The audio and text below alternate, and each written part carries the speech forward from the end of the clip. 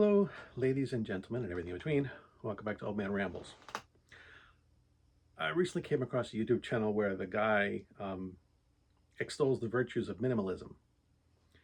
You know, don't buy things you don't need. Don't waste money on crap. Um, and about even things that are useful. If you have too many of them, like if you have a coffee cup you use every day, it has value. But if you have one you only use a couple times a year, then it just sits in a cupboard taking up space, and that you still have to like mentally take care of, and it's taking up space that could be used for something that you actually use. And I really do get behind this philosophy. I do occasionally buy junk, but by and large I stopped buying stuff years ago. Not stopped completely, but like I still buy books and music and stuff and things I use, games. But I realize I have a ton of crap on my shelf up here, but to be honest, I think in the last 6 or 7 years, I bought maybe four things, five, maybe half a dozen that are on this shelf behind me here. Most of the stuff I either bought before like 1995, or they've been gifts. In the last 25, 30 years, I've really stopped buying a lot of stuff. And some of that was, a lot of that was because I got married, had kids, and bought a house. There's just not as much money floating around. And I kind of kept that philosophy, like, do I really need this stuff? But as you see, I still do have a lot of stuff. And that's a certain aspect of minimalism that I find hard to embrace, for a couple of reasons that are interconnected. I have a hard time throwing anything away that is still in good shape and is still useful, even if I'm not the one using it. If I can't find a way to give it to someone who would use it or sell it, then I don't want to throw it in the trash and have it be part of the landfill. That's wasteful to me. My initial years of having money, that's when I bought most of my junk. That's, on the shelves in here before I got married, before I had kids. When I was working and single, starting in high school, and I started working year round through the school year, part-time after school and full-time in the summer, I had cash to burn, no bills to pay. And even when I, moved out on my own, anything that didn't go to rent and food, anything that didn't go to bills was money to burn. And I did. But, once I started needing to be frugal, it came very naturally to me, because I don't like being wasteful of my things. So one of the reasons I've accumulated so much stuff is that I find it very hard to get rid of things that are still still usable and useful. Another part, and intertwined with that, is I grew up poor. I've mentioned that several times. So, things were hard to replace. You kept things until they were no longer useful. And if it was useful, you would pass it on in some way, shape, or form. I have a couple family heirlooms. My father gave me, not necessarily family heirloom, but my father, gave me his knife. My father's been divesting himself of things.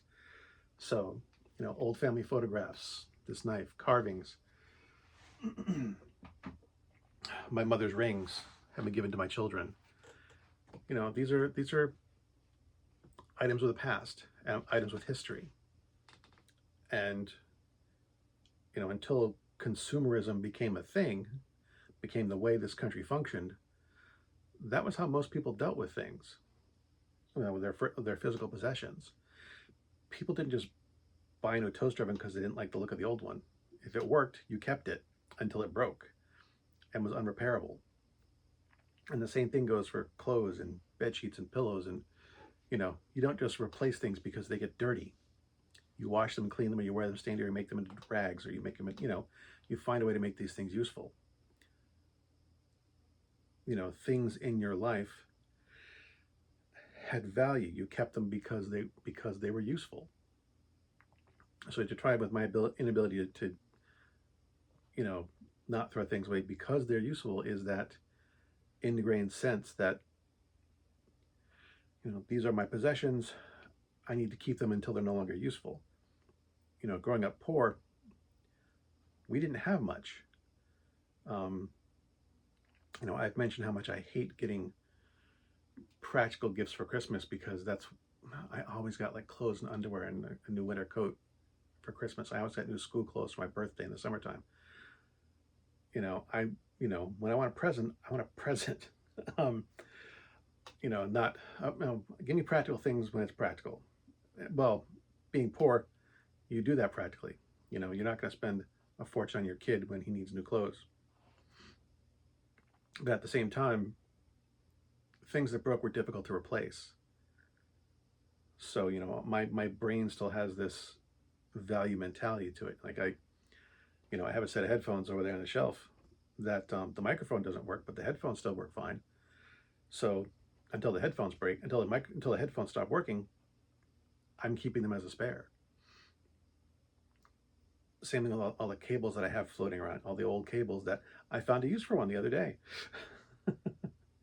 You know, I reread my books. I'm doing my book reviews. I'm going back, pulling things out of storage, rereading all my old books. They're being useful. I mean, granted, it's going to take me a couple years, or probably more than a couple years to go through them all. I have hundreds, but they all get use. In spite of the fact that, you know,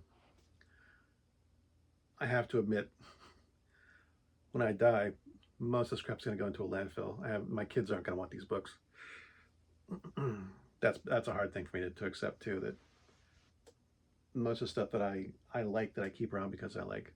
And that's another thing too that keeps me from buying stuff. It's like, you know, this is going to sit on my shelf for 10, 15, 20 years till I croak, and then my kids are going to throw it away. So is it really worth the point of purchasing? But yeah, as much as I've embraced the aspect of minimalism in not buying stuff unless I'm really going to use it. You know, like I went on a business trip last month, and you know, two of the women who I was with on the trip wanted to go shopping, and I went with them, like whatever. And I was thinking maybe I'd buy a souvenir for my wife, but it's like none of this stuff is worth taking home, even to my wife as a present. None of it is anything I couldn't buy locally. You know, I don't need to go to Pittsburgh to buy this stuff. I could buy it here. You know, if I'm going to buy a souvenir from somewhere, I'm going to make sure it's something that I couldn't get anywhere else. And nowadays you can buy everything online, so even then, is it really worth it? As opposed to not giving money to someone online. But yeah, you know, and I am purging my stuff too. I am going through things and getting better at getting rid of stuff I know is just never going to amount to anything. I've purged my board games. I've purged some of my music, purged some of my books, purged some of my movies, my DVD and Blu-ray and VHS collection, stuff I know I'm never going to watch again. But so much of it I find it hard to get rid of because I have nowhere to put it. I have no one to give it to. Selling it isn't going to do any good either. You know, I could get maybe, you know, of the few books I know I'm never going to reread, I can't get more than a quarter for them, and there's not enough of them to make it worth my while. So yeah, there's that one little aspect of minimalism that I can't get behind because I find it so hard to get rid of anything that has potential value. And until then, I guess this stuff's just going to sit here until my kids inherit it. Good hunting.